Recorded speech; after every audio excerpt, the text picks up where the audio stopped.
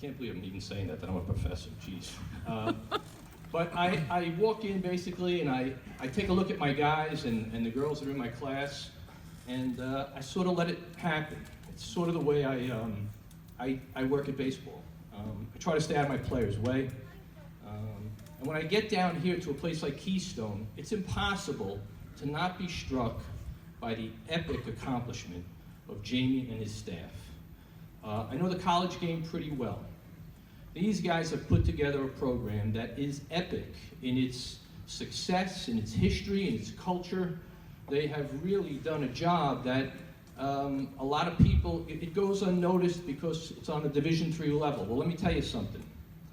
You guys would beat the hell out of a lot of Division I teams. I know that for a fact.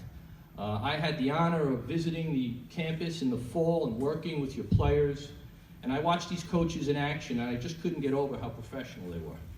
I was fortunate enough to spend some time with the Mets in professional baseball, and I watched, and I'm going to tell you something. The way they go about their business here at Keystone is very, very professional, and it's at least as professional as it's done with the Brooklyn Cyclones and the New York Mets. As Jamie said, we were friends. I started the Staten Island Tide, and I got a lot of players from Keystone. We used to talk 2 or 3 times a year, and he's right, we were always on the same page.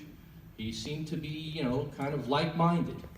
And I guess we never really had to get to see each other until I was fortunate enough to be at the same stage of my summer career as Jamie was. Jamie had left the NECBL, he had had enough, and he was pretty much, you know, done.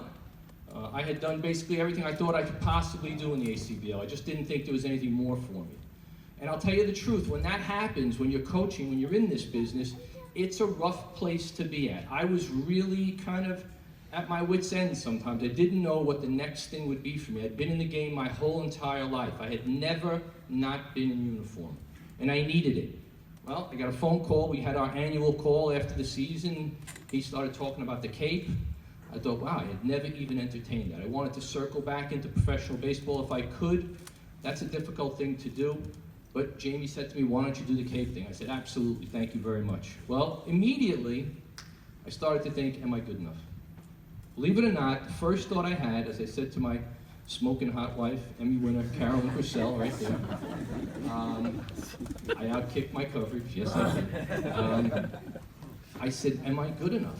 You know, here I'm having these feelings of not being good enough. And I remember as a player, it's the same thing. As you make that stride up, as you take the next step up, no matter how good you are, no matter what your pedigree is, you're going to think, man, am I good enough? Do I have what it takes? And the real leap of faith you have to make every single time you're confronted with that is you just got to make the first step. Trust yourself to make the first step. I have to tell you, it was hard for me. I'd never even said this to Jamie. It was really hard for me to make the first step to the Cape. I didn't know what to expect. Am I good enough? These guys all know each other forever. It's the next level of baseball. It didn't matter what I did before. I was now doing something different. And it was anxious. And until the first couple of days when I sort of, you know, I saw Lance Ratchford in his book and Stroud charting everything from, you know, how many pitches to the color of the guy's hair, and I'm thinking to myself, what am I doing in this dugout? I don't have a chart, I don't have a book, I have nothing. Right? I'm the only guy not writing something down. What are they all writing? I don't know. Has the game passed me by? And it wasn't until I just sort of one day started to be me. I trusted that this is the best I got. All you can be is who you are. I can only be the best Tommy Weber I could be. I'd be a really bad Ryan Smythe. I'd be a really bad Jamie Shepard. You can only be the best guy you can be. And one of the problems we have in our game is everybody's trying to be one player. Everybody's trying to be Miguel Cabrera. Everybody. Everybody's trying to swing like Miguel Cabrera, hit the ball like Miguel Cabrera. Everybody's trying to pitch the ball like Justin Verlander. Well, I'm here to tell you, you can only be a terrible Miguel Cabrera. You can only be a really bad Justin Verlander. But, as my piano teacher says to me, you could be a really good Tommy Weber. You could be a really good whoever you are. Take stock of yourself, do an inventory of your skills and say, this is what I have. I throw the ball 78 miles an hour. I'm never going to throw it 93 miles an hour. Don't spend all your time trying to throw it 93 miles an hour. You have a real value if you could throw consecutive strikes, if you could spot up, if you could take some speed off, keep hitters off balance. You have a value. But you have no value if you're trying to do something that's not within your grasp. If you're my size, right? This picture was taken before I was chiseled the way I am now. What are you doing? What are you doing? Seriously, no? No? Not? If you're my size, and you're spending all day long trying to elevate, which is the new buzzword of hitting in the 21st century, that every expert who has a garage and some AstroTurf and a screen now has a hitting academy, right?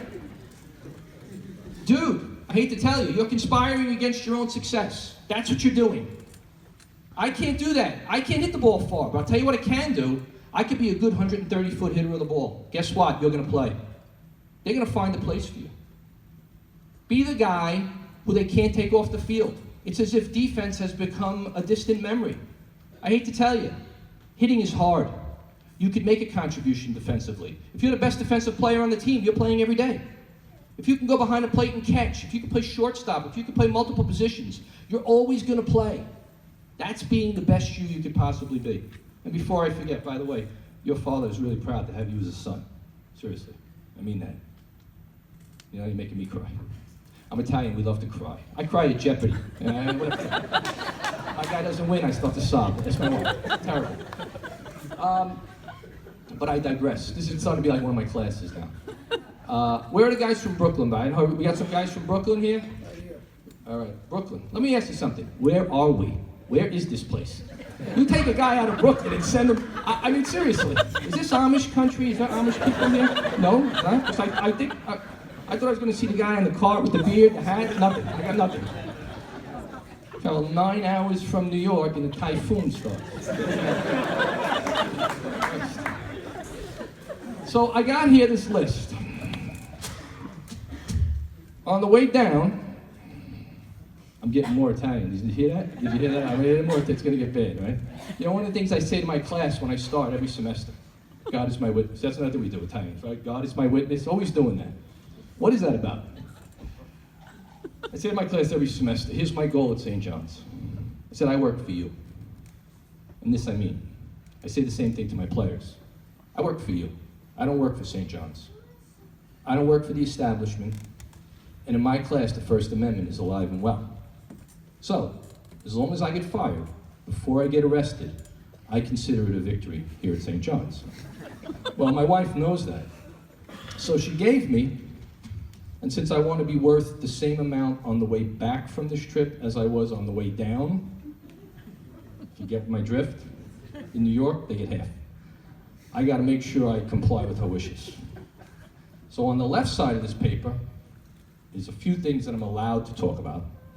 The right side, there's about 41 things that I'm not allowed to talk about.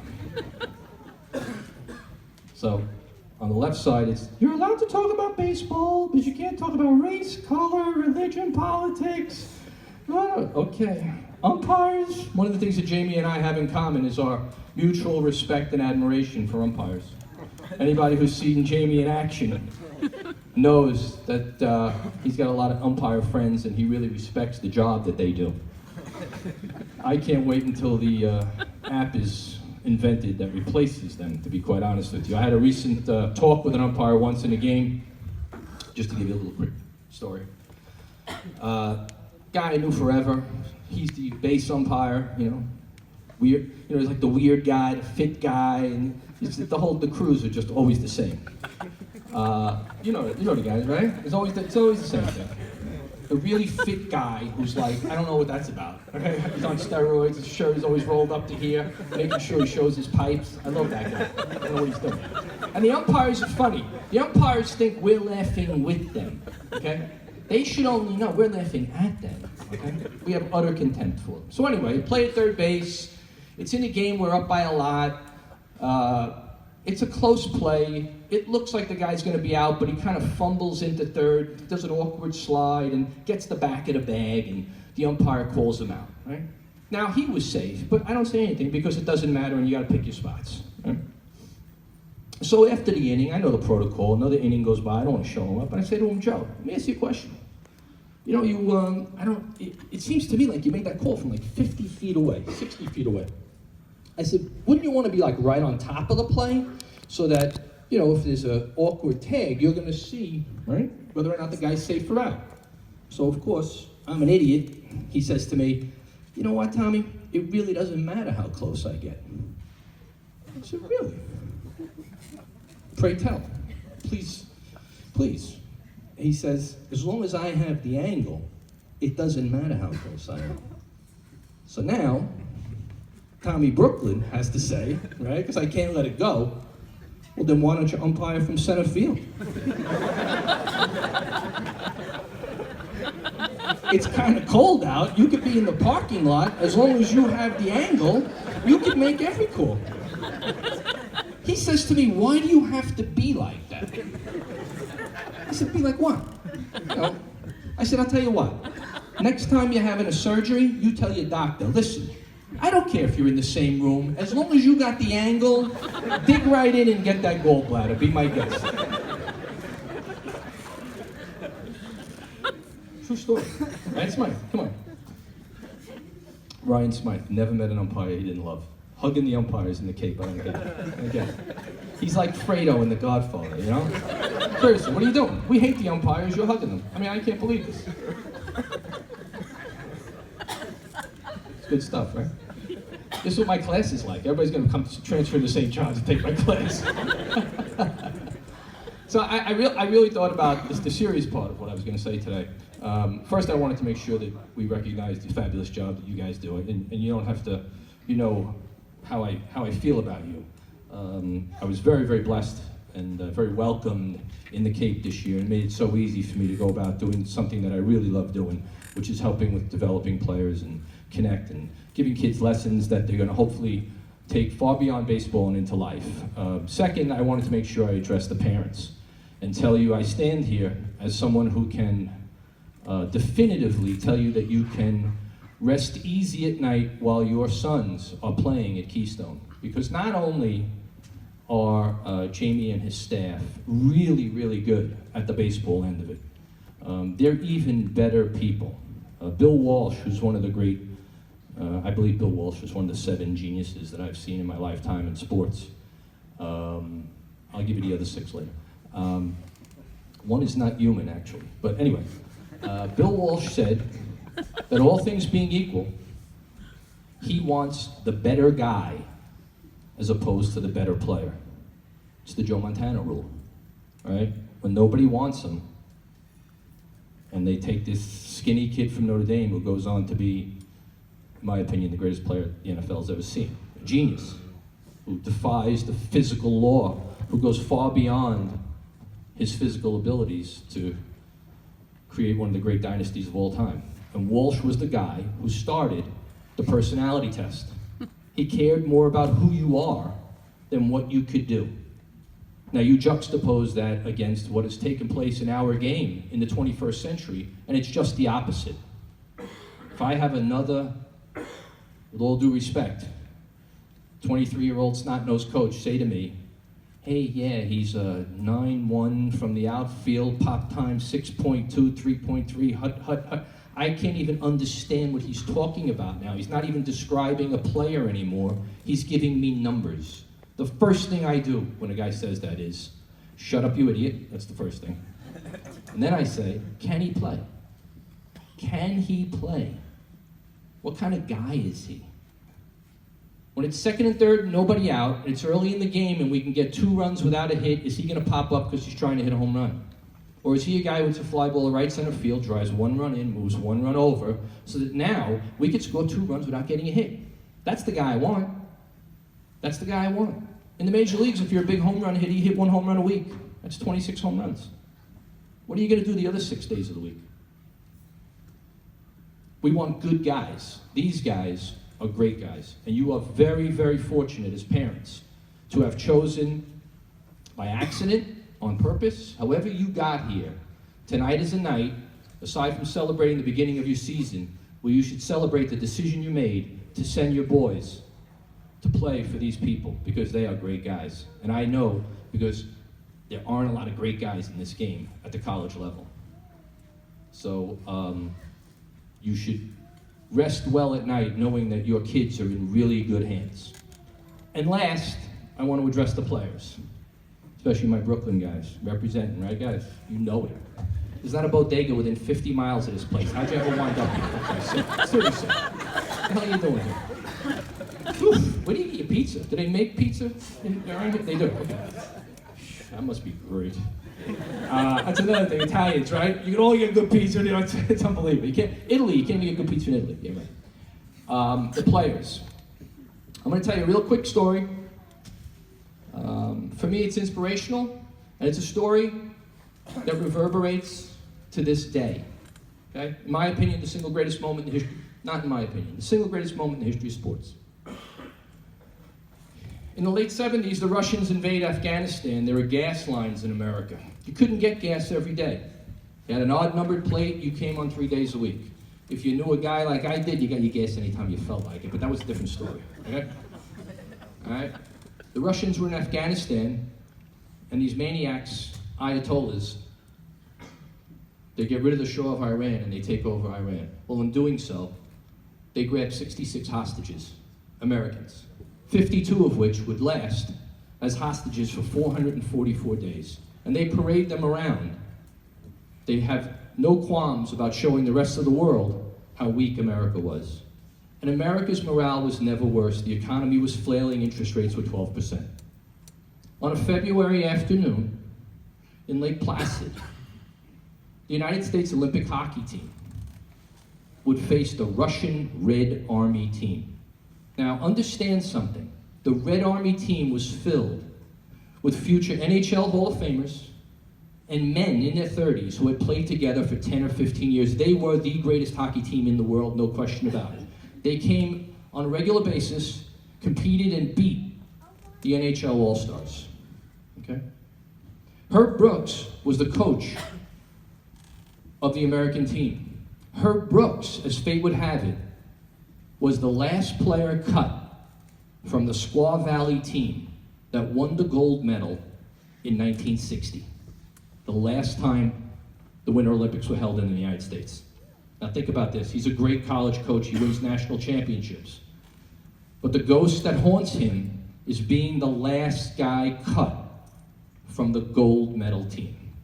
He makes it his mission. 10 days before the Americans were to play the Russians, they play in Madison Square Garden. It's kind of their send-off. They get routed, 10-3. The Russians are just so superior. They have a style of play that is absolutely unrelenting. They're bigger, they're stronger, they're faster, they get to the puck quicker. They do everything better. Their goalie is probably one of the 3 greatest goalies the game has ever seen. On that February afternoon, the United States now is playing for their survival, and Herb Brooks knew a few things. He knew one thing. He knew that they were going to have to withstand an onslaught early on, because when you're overmatched, the team looks to get rid of you quickly. He knew that was stage 1 in being able to win the game. They had to do that. If they got down early, it was going to be over, because that's what bullies do. They beat you up, and then they leave. They expect you to pack it in. Well, they did. The Russians scored first, but the United States held. And they held, and they held, and they withstood the onslaught. That was the first step. Brooks knew that was only the first of 3 steps they had to make. The next was going to be that at some point in time, the Russians would have to see, you'd have to see some panic in the Russians. Something would have to change. That all of a sudden, they would change doing what they had done all along that made them so successful. The United States takes the lead. There's a break in the action, and the Russian coach takes the goalie out. It was at that moment, that Herb Brooks now knows we have a chance because they're panicking. They're doing something that was successful, made them successful throughout. Now they're flailing. Remember something. Goliath is only the favorite until David picks up that rock. He's the perceived favorite at that point. Now David has evened the score. He's no longer superior. The USA picks up the rock. The last opponent, as Eruzione scores the goal to give them the lead, is the clock. And all of you in this room have experienced this. Every player to a man on that team talks about how slow the clock was going. They would look up, it would be 10:14. They'd look up, it seemed like it was 10:20, like the clock was going backwards. And Herb Brooks' ghost was haunting him every time he looked up. All of us who have managed have known, God, we got 6 outs left. I wish this game was over. I remember in 2011 championship game in the last inning. We had the lead, we were winning 7-2, but I knew stranger things would happen. I couldn't watch the last 2 outs. And it seemed like they lasted forever. I would have done anything to just have the game be over. But I knew we had to withstand 2 more outs, and we did. The clock's ticking. The game is ticking. The entire zeitgeist, if you will, of our country now is going to change. All of a sudden, out of nowhere, completely organically, not with any hype, no Facebook, they begin to chant the first time ever, and you've heard it for the next 37 years, of USA, USA. Every single player on that team remembers the exact time that that chant started. It had never been done before. It came out of nowhere. It was organic. Brooks is looking at the clock. They're inside of 2 minutes now. Now the Russians get their second wind. He was afraid of this. He knew they would. Because he knew that they would get desperate at some point. Bodies are flying all over the place. Guys are doing anything they can to keep the puck out of the American zone. They dump the puck out. It's 40 seconds, 30 seconds. They dump the puck back in. 20 seconds. They dump it out. Dump it in, dump it out. 3 seconds. Al Michaels. Do you believe in miracles? Yes. They slayed Goliath. The single greatest moment in the history of sport. There was no moment that had more significance than that moment. Politically, socioeconomically, from a standpoint of making Americans feel hopeful again. Those of us in this room that were there remember the joy that was celebrated. That night, Lake Placid turned into a party. 2 days later, Herb Brooks and the Americans would beat the Finns and win the gold medal. Now here's where it has everything to do with you guys and these guys, your coaches. The greatest testament to any coach is when guys pay tribute to them. Herb Brooks tragically passes away in a car accident. Every single player, every single guy from that team, all successful guys in their own right, some great NHL players, business people, all found the time to make sure that they got to that funeral and they were his pallbearers. They were going to send off their guy. That's why you play this game. That's why we manage and coach this game. That is what it's all about. So, last year you came close. And we're sending you off here tonight so that if you should get close enough next year, this year, when you kick that door in, all right, you make sure who's ever on the other side, you step on their throat and you bring home a national championship to Keystone College. Thank you very, very much, my coach.